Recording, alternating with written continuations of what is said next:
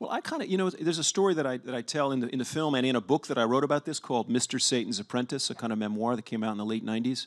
The very first day that I played with him was, in fact, the day after I first saw him playing on the street.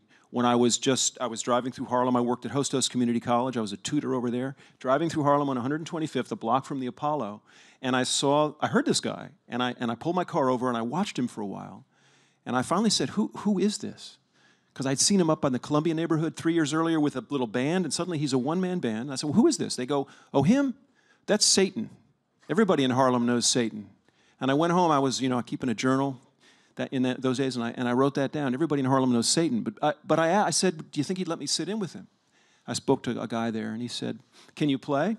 Or what do you play? I said, harmonica. He goes, can you play? Because people here have seen everything. Yeah. And I said, I can play.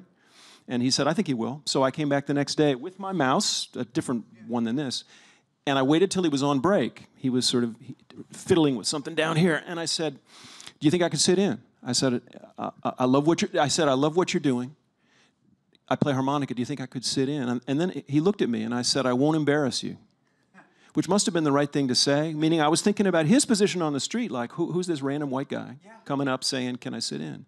And he said, you got your instruments? And I said, my mouse is in the trunk. And he had the same thing. It was like the little guild of street musicians. He said, come on up.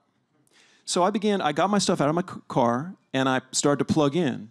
And what I noticed was right away that whoever was walking 125th, this is 1986, sort of the people of Harlem, suddenly there was a crowd of 20 or 30.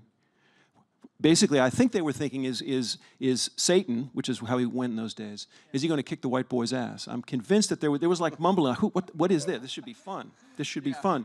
And he said, I've got a thing called mojo, little thing called mojo, that I'm going to groove on for a while. And he began to play, and I should get a harp out and show you what I did. You got him right there, right? Well, yeah, I'm not plugged in. I was plugged in back then, but I had the one amp. And he was like...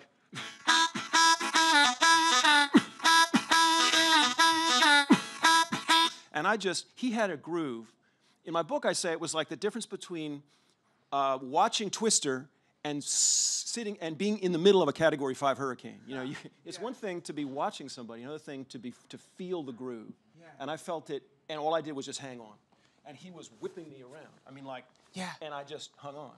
And when the song was over, everybody just like, they went crazy, and they came up and they started throwing money in, and subway tokens and everything, and some guy came, and who are you?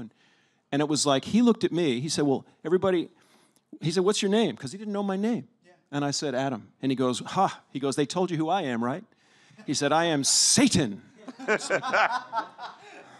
And he goes, we're going to take a little break right now and housekeep the money bucket, and thank you for your tips. And so he's a showman. He knew how to, and the first song. So I learned a little bit about playing harmonica after the 9 years that transpired between the time we first started playing and the time that Scott, came along and said, I want to do a video. 9 years. And we had at that, I mean, it's a long history, but we had a first album that the blues DJs went nuts over called Harlem Blues.